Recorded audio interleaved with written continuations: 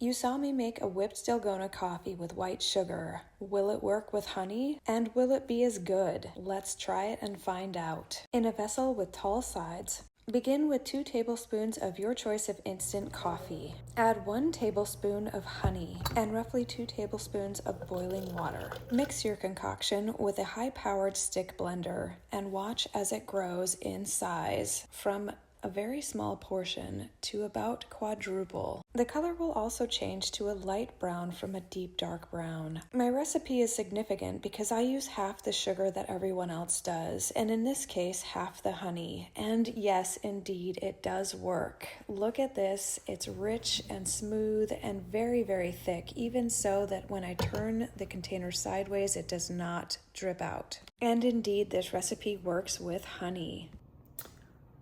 It tastes just as good as the other with plain sugar, but it definitely has a honey note to it. So if you're allergic to honey or you don't like honey, don't use honey. It's delicious though, and I highly recommend it because it's less processed than white sugar. Thank you so much for watching video number 1 and 2 of whipped coffee recipes. In the first one, I used white sugar. In this one, I used honey. And in the third one, I'm going to use... See how it turns out next week. Don't forget to subscribe, like, comment, share, all the things so that I can keep doing this. Thanks so much for watching.